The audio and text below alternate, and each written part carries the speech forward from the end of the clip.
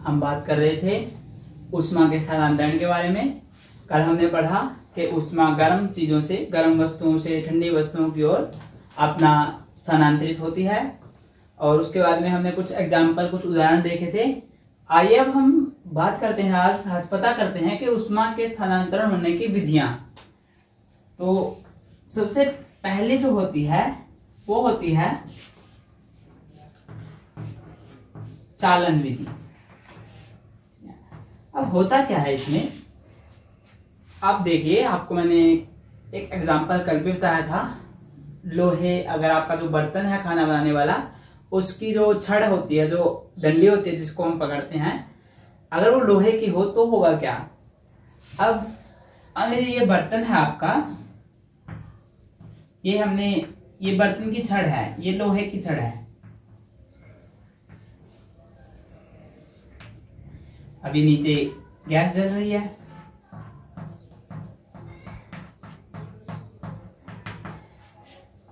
ये क्या है, ये मेटल है, धातु है, ये धातु का बना हुआ है। अब धातु क्या होती हैं हम पढ़ चुके हैं।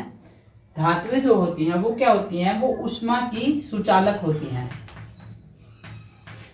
धातुएं क्या होती हैं, ऊष्मा की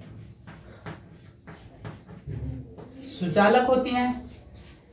अब धातुएं ऊष्मा की सुचालक होंगी। सुचालक होने का मतलब है कि ऊष्मा क्या करेगी, उनके अंदर से, जैसे हम फॉर एग्जांपल हम बता दें कि अगर हम कोई दीवार बना दे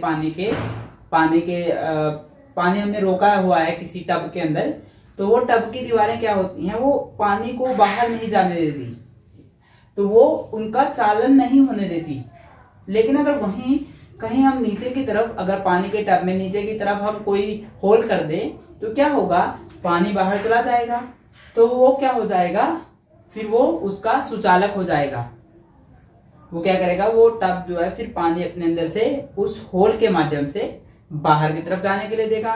तो इसी प्रकार से ऊष्मा का भी होता है कि जो धातु है, ये धातु का बना हुआ, मान लीजिए स्टील का बना हुआ है, आपका बर्तन है स्टील का। अब स्टील में से यहाँ पर ऊर्जा गई, यहाँ पर ये गर्म हुआ। अब ये चलते हुए, ये हीट जो है वो चलते हुए आपका जो हैंडल है वो भी अगर स्टील का या लोहे का बना हुआ है, तो उसके आखिरी छोर तक पहुंच जाएगी।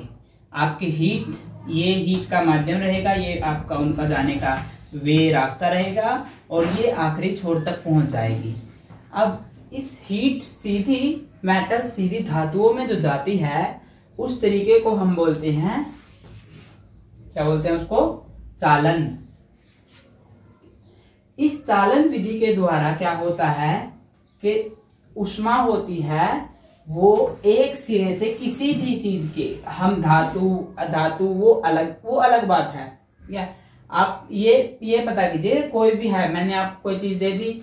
अब अगर मान लीजिए आप एक लोहे की रोड है, उसने लोहे की छड़ को आपने क्या किया, कहीं पे आग लगी हुई है, आग के अंदर रखा। अब वो एक सिरा आग के अंदर है, दूसरा सिरा आपके हाथ में है, तो थोड़ी देर में क्या होगा, आपका हाथ गर्मी महसूस करेगा। इसका मतलब क्या है, जो ऊष्मा थी जो दूसरे सिरे पर थी, जो छड़ के इस सिरे पर ऊष्मा थी, वो अब धीरे धीरे चलती हुई क्या हुआ, वो आपके इस सिरे तक आ गई है। आपको इसलिए यहाँ पर क्या हुआ, गर्म महसूस हुआ। तो ऊष्मा के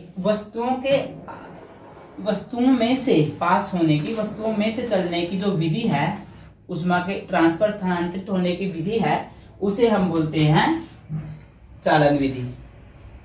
इसके आप काफी सारे एग्जाम्पल भी देख सकते हो कि आपकी जो, अगर आपका, अब इसमें प्लास्टिक का अगर हम एग्जाम्पल लें तो उसमें क्या होगा, प्लास्टिक का अगर आप इसी में ही अगर इसका हैंडल प्लास्टिक का बना हुआ है, तो वो क्या होगा, वो हीट को ट्रांसफर ही नहीं होने, वो हीट को स्थानांतरित ही नहीं होने देगा।